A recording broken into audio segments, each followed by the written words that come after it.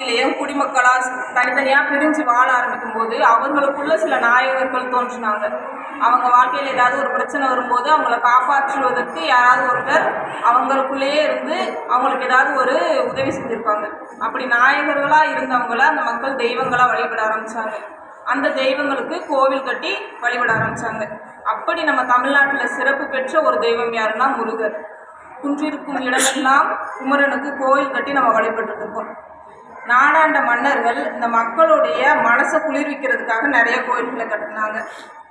என்ன செஞ்சாங்க? காடுகளை அழித்து நீர்வளம் பெருக்கி குடிநிறுத்தி கோயில் எடுப்பது தமிழர்கள் கண்ட மரபு. தமிழகத்தை சிறப்போடு ஆண்ட கரிகால பெருவளத்தான் காடு தொன்று நாடாக்கி குளம் தொட்டு வளம் பெருக்கி கோயிலோடு குடிநிறுவினான் அப்படின்னு சங்க இலக்கியங்கள் சொல்லுது. மன்னர்கள் பக்தி பெருக்காலையும் கோயில்கள் கட்டியிருக்காங்க.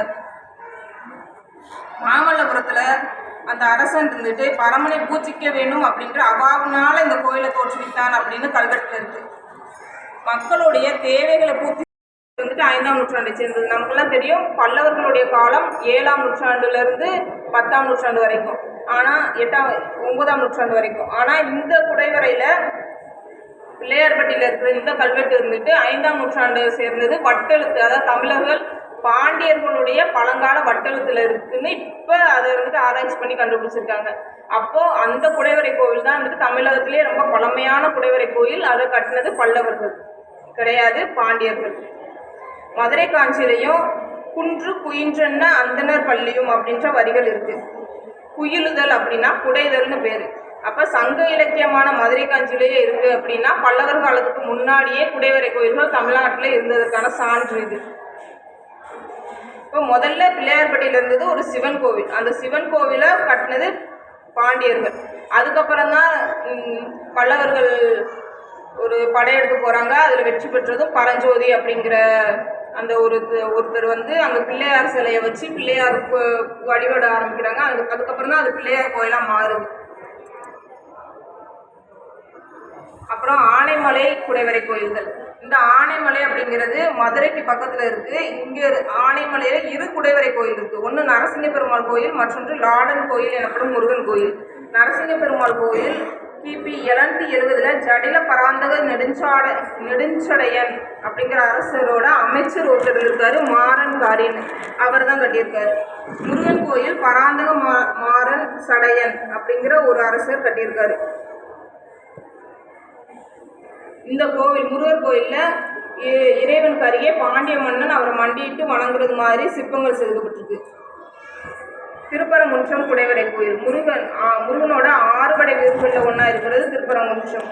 இந்த கோவிலில் கிபி 773ஆம் ஆண்டு ஜடில பராந்தக நெடுஞ்சடையன் அப்படிங்கிற அரசரோட தளபதி, முதல்ல பார்த்தது மந்திரி, இப்போ வந்துட்டு தளபதி சாத்தன் கணபதி அப்படிங்கிறவர் இந்த குடைவரை கோயிலை கட்டியிருக்காரு.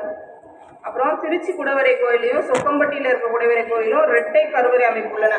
அதாவது பல்லவர்களோட குடைவரை கோயிலில் ஒரே ஒரு கருவறை தான் இருக்கும், இப்படி முன்னாடி மட்டும்தான் இருக்கும். ஆனால் பாண்டியர்கள் கோயிலில் 2 கருவறை அமைப்பு இருக்குது. இந்த பக்கம் ஒரு குடைவரைனா கருவறை இருக்குன்னா அதுக்கு எதிர்த்தாப்புலே இன்னொரு கருவறை இருக்கிற மாதிரி பாண்டியர்கள் அமைச்சிருக்காங்க.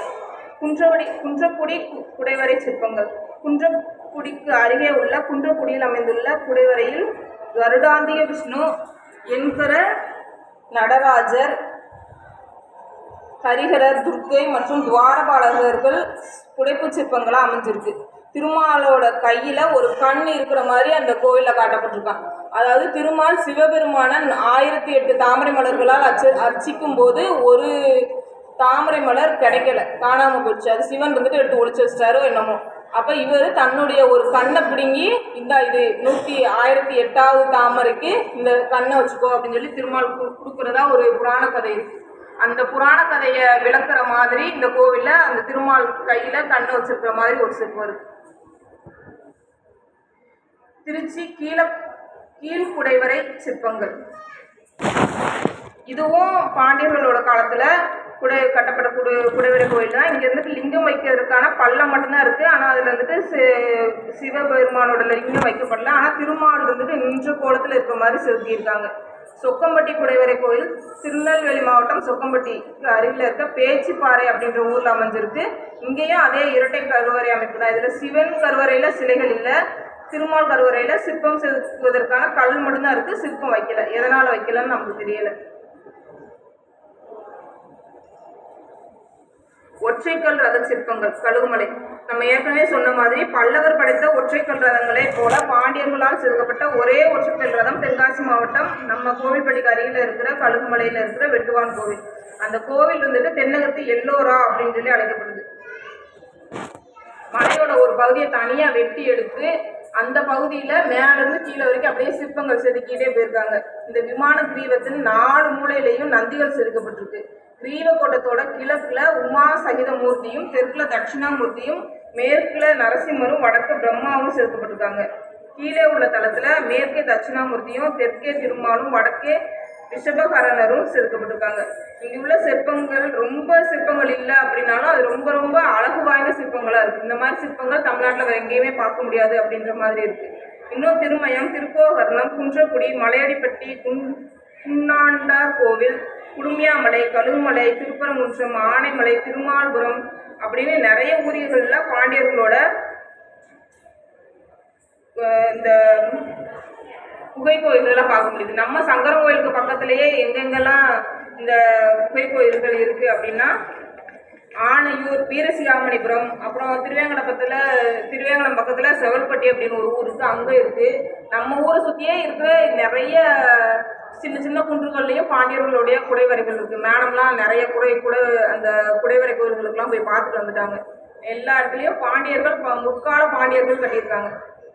அதுக்கப்புறம் இந்த 9ஆம் நூற்றாண்டு வரைக்குமே குடைவரை கோயில்கள் தான் பாண்டியர்கள் கட்டிட்டு இருக்காங்க. 9ஆம் நூற்றாண்டுக்கு அப்புறம் தான் கட்டுமான கோயில்கள் கட்ட ஆரம்பிச்சிருக்காங்க. பல்லவர்கள் கட்டுமான கோயில்கள் கட்டும்போது அவங்க சாதாரண செங்கற்களை வச்சு ரொம்ப மென்மையான கோயில்களை கட்டினாங்க. ஆனால் பாண்டியர்கள் எப்படி குடைவரை கோயில்களை உறுதியான கல்களை செதுக்கி கட்டினாங்களோ அதே மாதிரி கற்கோயில்கள் கட்டும்போதும் உறுதியான நிறைய கோயில்கள் எப்படின்னா கீழே ஃபுல்லாக கருங்கற்களை வச்சு கட்டியிருக்காங்க, மேலே செங்கற்களை வச்சு கோபுரம் கட்டியிருக்காங்க. அதனால நிறைய கோவில்களில் நமக்கு அந்த சிற்பங்கள் மேலே இருக்கிற கோபுரங்கள்லாம் கிடைக்கல, எல்லாம் சிதிலம் அடைஞ்சிருச்சு. திருவாலீஸ்வரர் கோவில். திருவாலீஸ்வரர் கோவில் இன்று வரை பாதுகாக்கப்பட்டு வருது. இது திருநெல்வேலி மாவட்டம் மன்னார் கோயிலுக்கு பக்கத்தில் இருக்குது. இந்த கோயிலில் சிவன், இந்திரன், யோக நரசிம்மர், தட்சிணாமூர்த்தி, பிரம்மா ஆகிய சிற்பங்கள் இருக்குது. அதுக்கப்புறம் திருப்பத்தூரில் ஒரு கோவில் இருக்குது, அஷ்டாங்க விமான கோயில் சிற்பங்கள். அஷ்டாங்க விமானம் அப்படின்னா 8 விமானம் இருக்கிற கோயில். பல்லவர்களும் அஷ்டாங்க விமான கோயில்கள் கட்டியிருக்காங்க, அதே மாதிரி பாண்டியர்களும் கட்டியிருக்காங்க. முற்கால பாண்டியர்கள்லாம் இருந்துட்டு ரொம்ப இந்த கருங்கற்களை வச்சு கட்டியிருந்தாலுமே அதில் ரொம்ப நமக்கு சிற்பங்கள் சிலைகள்லாம் கிடைக்கல. ஏன்னா அவங்க எல்லாம் செங்கற்களை வச்சு மேலே கோபுரங்கள் கட்டியிருக்காங்க, அதெல்லாம் சிதிலம் அடைஞ்சிருச்சு. பிற்கால பாண்டிய அரசர்கள் வரும்போது சோழர் ஆட்சியெல்லாம் முடிஞ்சு கங்கை கொண்ட சோழபுரம், தஞ்சாவூர்லாம் கட்டி முடிச்சதுக்கப்புறமா அதுக்கப்புறம் பாண்டியர்களுடைய ஆட்சி வருது. அவங்க வர்றப்ப பாண்டியர்கள் நல்ல செல்வ செழிப்போடு இருக்காங்க, கையில் நல்ல காசு புழக்கம் இருக்குது, கலைகள்லேயும் ஆர்வம் இருக்குது. அதனால் அவங்க காலத்தில் நிறைய கோயில்கள் கட்டியிருக்காங்க. அப்போ கோபுரங்கள், மண்டபங்கள் அதெல்லாம் நல்லா சுற்றி பெருசாக கட்டியிருக்காங்க. அழகர் கோயில் பிற்கால பாண்டிய காலத்தை சேர்ந்தது.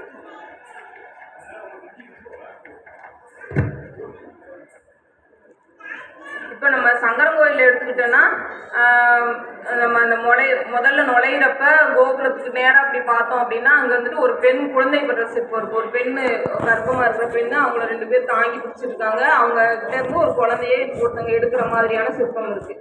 அப்புறம் கஜுராஹோவில் இருக்கிற மாதிரி காதல் சிற்பங்கள் இருக்குது. நம்ம அந்த புலித்தேவர் குகைக்குள்ள ரொம்ப நளினமான அழகான காதல் சிற்பங்கள்லாம் இருக்குது. அப்புறம் வெளிநாட்டு பயணிகள் வருகை தந்ததுக்கான ஒரு ஆதாரமாக ஒரு சிற்பம் இருக்குது. அம்மன் கோவில் இல்லை சிவன் கோவில் பக்கத்தில் இப்படி நல்ல நீளமான மீசை வச்சுருக்கிற, தலையில் ஃபுல்லாக வச்சுருக்கிற ஒரு சீன பயணி மாதிரியான ஒரு சிற்பம் இருக்குது. அப்புறம் யாழி, அவங்க மேடம் பேசுகிறப்ப சொன்னாங்க யாழி சிற்பங்கள்லாம் வந்துட்டு பார்த்து வெளிநாட்டவர்களே வியக்குறாங்க அப்படின்னு சொல்லிட்டு. நம்ம கோயிலில் நிறைய இடங்கள்ல யாழி இருக்குது. ஆனால் முக்கியமான விஷயம் என்ன அப்படின்னா அந்த யாழி இருந்துட்டு ரொம்ப பெருசாக இருக்குமா. எவ்வளோ பெருசாக அப்படின்னா அதனுடைய உணவே யானைகள் தானா.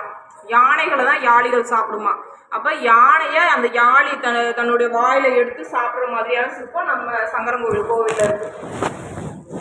அப்புறம் பாண்டியர்களுடைய ஓவியங்கள் மேம் ரொம்ப அதை பற்றி சொல்லிட்டாங்க. நான் சில வார்த்தைகள் மட்டும் சொல்லிக்கிறேன். திருமலாபுரம் அப்படின்றது நம்ம சங்கரங்கோயில் பக்கத்தில் தான் அந்த ஊர் இருக்குது. அந்த ஊரோட குகையில் மேற்புறத்தில் ஓவியங்கள் தீட்டப்பட்டிருக்கு. 1935 ஜோவா துப்ரையல் அப்படின்ற ஒரு வெளிநாட்டுக்காரர் தான் அந்த ஓவியங்களை கண்டுபிடிச்சிருக்காரு. இதெல்லாம் ரொம்ப பழமையான ஓவியங்கள், முற்கால பாண்டியர்களை சேர்ந்தவை அப்படின்றத அவர் கண்டுபிடிச்சிருக்காரு. இந்த அங்கே இருக்கிறதுல என்னன்னா ஒவ்வொன்றுமே ரொம்ப அதிக ஆபரணங்கள் இல்லாமல் ரொம்ப எளிமையாக இருக்கிற மாதிரி தீட்டியிருக்காங்க. ஆண்கள் நீண்ட தாடியோட தோள்கள்ல காட்டுப்பன்றியை சுமந்து வர வேடர்கள் மாதிரி இருக்காங்க. அன்னம், கொக்கு, தாமரை மொட்டுக்கள், பூக்கள் ஆகியனமும் தீட்டப்பட்டிருக்கு. மஞ்சள், சிவப்பு, கருப்பு, நீலம், பச்சை போன்ற வண்ணங்களை பயன்படுத்தியிருக்காங்க. அந்த காலத்துல இந்த நிறங்கள்லாம் எதுலேருந்து எடுத்தாங்க, எப்படி எடுத்தாங்கன்றது நமக்கு இன்னைக்கு வரைக்கும் தெரியல. அப்புறம் சித்தனை வாசல், இது முதல்ல ரொம்ப காலமா பல்லவர்கள் தான் சித்தனை வாசலை உருவாக்குனாங்க அப்படின்ற ஒரு மித்து இருந்துச்சு. அதுக்கப்புறம் தான் இது பாண்டியர்களுடைய சிற்பக்கலை அப்படின்றது நமக்கு தெரிய வந்துச்சு. புதுக்கோட்டைக்கு வடமேற்குல 15 கிலோமீட்டர்ல சித்தன்னவாசல் இருக்கு.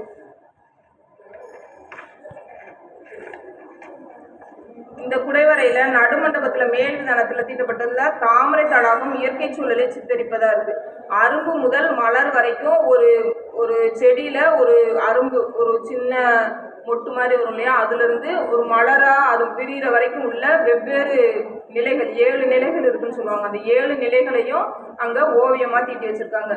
மீன் துள்ளி திரிதல், யானைகள் தாமரை தண்டைகளை ஒடிச்சு விளையாடுறது, எருமைகள் நீரில் மூழ்கி மகிழ்தல், அன்னங்கள் நீர்ல நடனம் புரிதல் போன்ற காட்சிகளையும் இங்க ஓவியங்களா தீட்டி வச்சிருக்காங்க. இங்க இருக்கிற மனித உருவங்கள் வந்துட்டு நல்ல காதுகள்ல குண்டலங்கள், காதணிகள் எல்லாம் போட்டு இருக்கிறத பார்த்தோன்னா நம்ம திருமலாபுரத்தில் இருக்கிறது சாதாரண மனிதர்கள், வேடர்கள். ஆனா சித்தன்னவாசல்ல அரசர்களை ஓவியங்களா தீட்டி வச்சிருக்காங்கன்னு நமக்கு இதுல இருந்து தெரிய வருது. இவ்வளவும் பாண்டியர்கள் வந்துட்டு எவ்வளவு கஷ்டப்பட்டு இந்த கோவில்கள்லாம் கட்டினாங்கன்றது ஒரு பக்கம் இருக்கு. இன்னொரு பக்கம் நம்ம மேடம் சொன்ன மாதிரி நம்மளுடைய முன்னோர்கள் அவ்வளவு கடினப்பட்டு செய்த அந்த சிற்பங்களை, ஓவியங்களை நம்ம எந்த நிலைமையில பாதுகாக்கிறோன்றது ஒன்று இருக்கு. நிறைய கோவில்கள்ல சிற்பங்களே தெரியாத மாதிரி டைல்ஸ் எல்லாம் ஒட்டுறாங்க. நிறைய இடங்கள்ல அந்த இருக்கிற ஓவியங்கள், அந்த ஓவியங்கள் தெரியாத வண்ணம், அதோடைய மதிப்பு தெரியாம வண்ணம் பூசிடுறாங்க. இதையெல்லாம் பக்தர்களும் கோவில் நிர்வாகங்களும் பார்த்து அதுக்கேற்ற மாதிரி அவற்றை பாதுகாக்கிறதுக்கான முயற்சிகளை மேற்கொள்ளணும். எனக்கு வாய்ப்பளித்த அனைவருக்கும் என் நன்றியை தெரிவித்துக் கொள்கிறேன்.